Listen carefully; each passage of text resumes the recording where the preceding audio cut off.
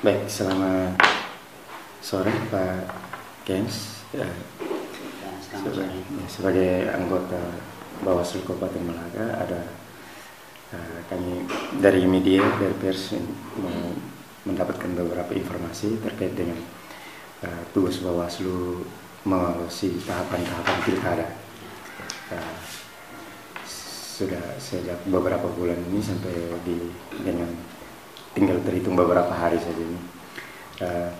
Yang pertama berkaitan dengan beberapa pelanggaran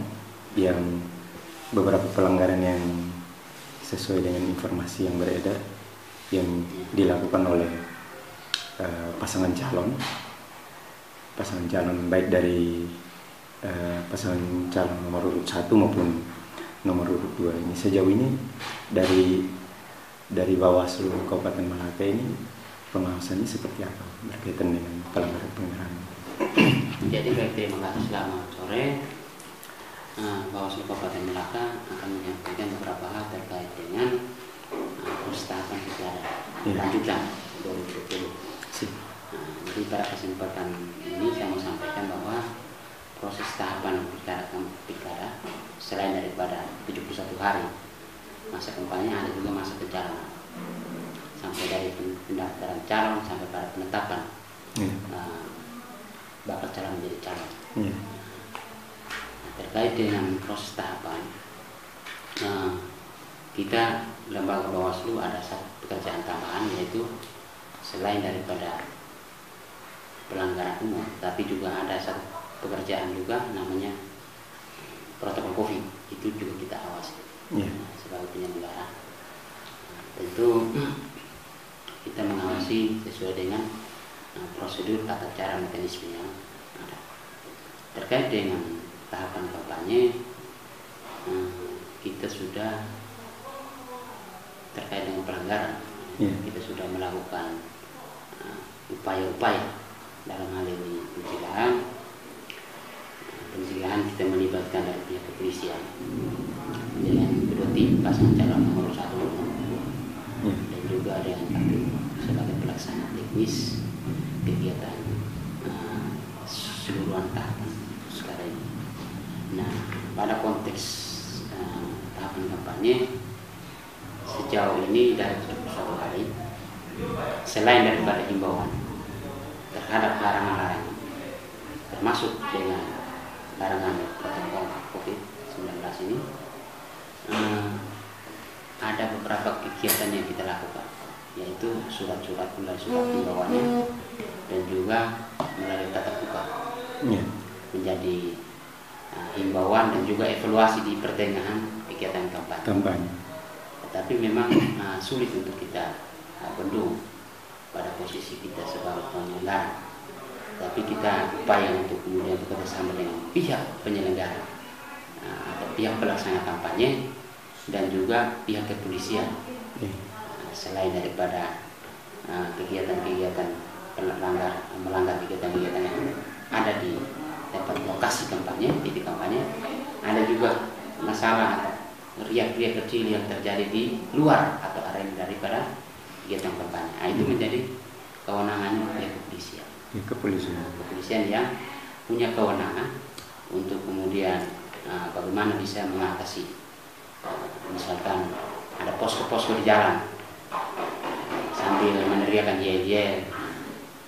Ini kan tugasnya bukan di Bawaslu, tapi kan pihak kepolisian Kaptimnas bisa mengamankan apabila terjadi keributan atau mengganggu ketertiban masyarakat atau Kaptimnas.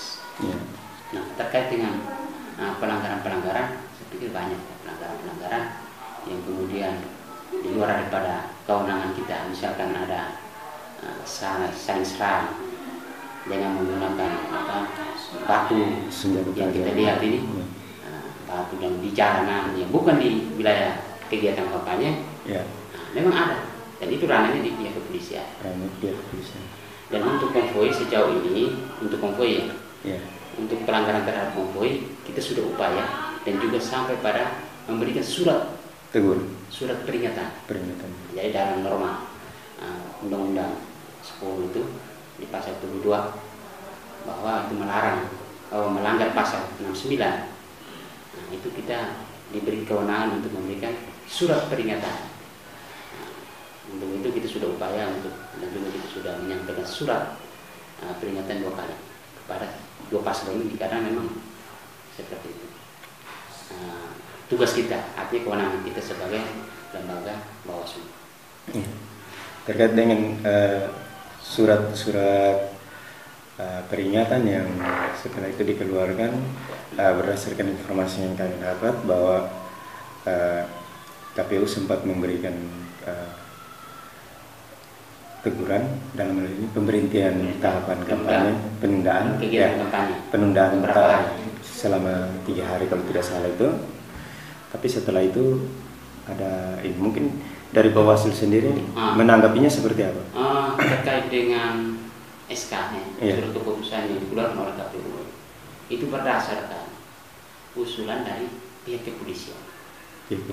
Jadi pihak kepolisian itu menganggap bahwa situasi keamanan atau Kamtibmas sudah tidak bisa untuk kemudian bisa melanjutkan kegiatan kampanye.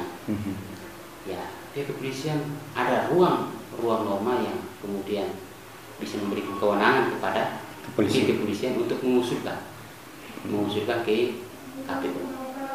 Artinya di situ dia mengusulkan berarti dapat, ya. Ini tanda kutip dapat ditindaklanjuti atau tidak, yaitu nanti kan urusannya sesuai dengan bukti yang ada. KPU bagaimana bersikap terhadap usulan yang disampaikan oleh pihak kepolisian, karena pihak kepolisian pasti punya data. Situasi saat itu tidak bisa kita. Apakah surat peringatan itu juga tidak menjadi rujukan atau? Surat peringatan ini kita sampaikan, tapi tidak tidak bisa diindahkan. Dalilnya mereka dari setiap pasangan calon, ini masyarakat datang sendiri tanpa kami undang. Ini yang menjadi kesulitan kita untuk kemudian bisa, dan sampai pada pihak kepolisian pun tidak mampu untuk membendung massa yang melakukan konvoy itu. Dan juga bukan pakai motor biasa, pakai sensor. Begitu. Jadi memang sulit. Ya, kalau pihak kepolisian sudah menyampaikan hal itu bahwa ini kita sudah semampu kita untuk melakukan upaya-upaya. Pihak kepolisian juga sudah melakukan pendekatan persuasif kepada pasangan calon, bukan tim, dengan Bawaslu, KPU, persuasif untuk kemudian jangan sampai adanya konvoy sehingga terjadinya gesekan bentrok. Ini yang riak-riak kecil yang terjadi di jalanan ketika konvoy, ini yang sering terjadi, sehingga kemudian dengan sampai pada pengunjung kemarin di tanggal 27 itu pihak kepolisian sudah mengambil sikap untuk kemudian memberikan pengusulan terhadap fakta yang terjadi soal Kamtibmas, saling serang, ada parang di dalam mobil, ada bukti-bukti yang kuat sehingga kemudian dia mengusulkan ke KPU. Dan KPU menindaklanjuti dengan surat keputusan. Sehingga setelah surat keputusan keluar, ya kita diundang untuk kemudian bagaimana sikap. Ya semua kan kembali pada pihak kepolisian. Pihak kepolisian ketika merasa bahwa sudah aman, ya semua bisa terjadi karena pada prinsipnya haknya mereka itu haknya siapa sebenarnya? Ini hajatannya pasangan calon atau partai politik. Kita ini penyelenggara wajib untuk kita mengawasi, kita melayani, semangatnya kita itu semangat kita. Sejauh ini berkaitan dengan pengawasan Bawaslu sendiri, ada koordinasi ke atas dengan tingkat KPU provinsi, Bawaslu, koordinasi dan juga mungkin ke lebih tinggi lagi ke area atau seperti apa? Untuk koordinasi itu secara hierarkis itu kita harus sampaikan kepada pihak di atasnya. Dalam hal ini kalau provinsi maupun dari kita sampaikan laporan-laporan setiap kejadian-kejadian, kita sampaikan laporan untuk setiap kejadian-kejadian khusus. Misalkan ada serang ya, penyerangan di lintas jalur yang bukan titik kemarin, tapi pada saat konvoy ada terjadi pelanggaran atau gesekan-gesekan. Yang sering terjadi dalam situasi kampanye yang menjadi ranahnya Bawaslu itu adalah lebih seringnya itu protokol COVID ya, pelanggaran COVID. Memang salah satunya itu termasuk tugas tambahan kita karena pelaksanaan berganti di tengah pandemi COVID. Jadi tugasan untuk kemudian harus terkait dengan pengendalian dan pencegahan COVID-19 ini kita harus kawal, harus awasi juga. Dan kita mengawasi sesuai dengan apa yang tertulis dalam PKPU 13 bahwa di dalam ruangan itu harus 50 orang maksimal. Dan harus ada tempat cuci tangannya, harus masker. Kalau dari luar itu kan, ya ini harus di luar itu sudah kita sampaikan bahwa kita selalu berkoordinasi dengan tim paslon atau pelaksana kampanye. Tetapi mereka punya penyampaian bahwa ya ini kan mereka data sendiri tanpa kami undang. Kami undang 50 orang ini. Nah, ini sama-sama berdalil bahwa mereka juga tidak mau rugi mungkin karena masa yang datang kan dari sisi politis. Politis mereka mungkin tidak mau rugi. Ya. Jadi kita punya tugas itu sudah kita sampaikan melalui koordinasi terus-menerus, tapi itu sudah sulit untuk kita bubarkan masa yang ada. Kesimpulannya yang kejadian-kejadian yang terjadi di luar titik kampanye itu wewenangnya kembali ke kepolisian.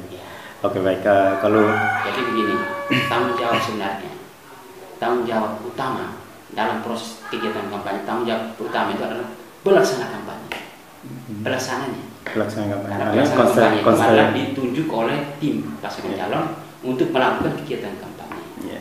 Dan pelaksana kampanye itu menjadi tanggung jawab utama dari jam berapa sampai jam berapa itu menjadi tanggung jawab utama.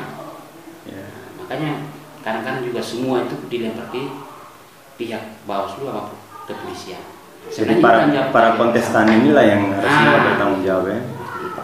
Oke, baik, ini terlepas dari pengawasan kampanye, kampanye kan lagi beberapa hari saja sampai tanggal 5 batas terakhir sesuai dengan peraturan yang dikeluarkan, batasnya sampai tanggal 5.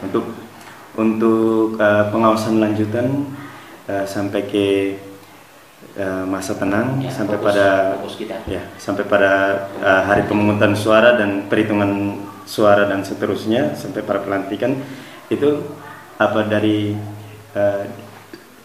yang sudah disiapkan oleh Bawaslu itu seperti apa? Jadi ini soal strategi ya untuk menghadapi keberlanjutan dari proses ini masa tenang. Masa tenang itu mulai tanggal 6 sampai 8 ya. Tentu menjadi fokus pengawasan kita. Yang pertama soal masa tenang. Masa tenang itu adalah money politik. Itu menjadi fokus perhatian serius kita. Dan kita akan melakukan patroli pengawasan bersama dengan pihak kepolisian. Kita akan melakukan patroli pengawasan di masa tenang. Itu dari semua personil yang ada dari tingkat sampai ke tingkat PKD ya, PKD kelurahan dan desa itu pengawas di tingkat, bahkan yang PTPS juga mungkin dilibatkan mengawasi sampai dari Bawaslu, jajaran Bawaslu, Panwas Desa atau kelurahan sampai dengan PTPS. Masa tenang tanggal 6 sampai tanggal 8. Selain money politik, juga kita awasi menjadi fokus kita adalah intimidasi pemilih, intimidasi penyelenggara. Itu yang menjadi secara buruknya kita dalam setiap momen pilkada itu. Dua hal ini yang menjadi sering terjadi. Sudah beberapa kali sejak Melaka ini satu kabupaten sudah beberapa kali pilkada itu sering terjadi. Artinya kita lihat fenomena umum bahwa memang situasi pilkada itu kan beda dengan pemilu karena ini penting kelompok, sehingga kemudian fokus pengawasan kita itu yang pertama itu soal money politik di masa tenang dengan intimidasi, baik intimidasi terhadap pemilih maupun intimidasi terhadap penyelenggara di tingkat bawah. Nah, ini menjadi ruang ini yang menjadi tanggung jawab kita bersama, baik dari penyelenggara dalam pengawas maupun pemilih, dan juga setiap pasangan calon atau tim di bawah sama-sama harus kita awasi. Oke, berkaitan dengan protokol COVID, Pak Gens, berkaitan dengan protokol COVID, nanti pada hari H pencoblosan, artinya kontestan dan juga penyelenggara kampanye atau tim sukses itu sudah tidak lagi melakukan ini, jadi itu sudah mereka sudah ini, jadi semua itu nanti dalam pengawasan Bawaslu. Kira-kira nanti dalam saat hari pencoblosan untuk strategi dari berkaitan dengan pengawasan terhadap protokol COVID di setiap TPS itu nanti seperti apa itu kira-kira? Jadi untuk pengawas di hari H, ya, di hari tanggal 9 itu kalau untuk khususkan untuk protokol COVID atau pencegahan dan pengendalian COVID-19 itu sejauh ini yang pertama kita harus sehat, terlebih yang PTPS-nya dalam hal ini dari lembaga pengawas PTPS harus sehat. Kita hari ini sudah dari 365 PTPS itu sudah melakukan rapid test. Sudah.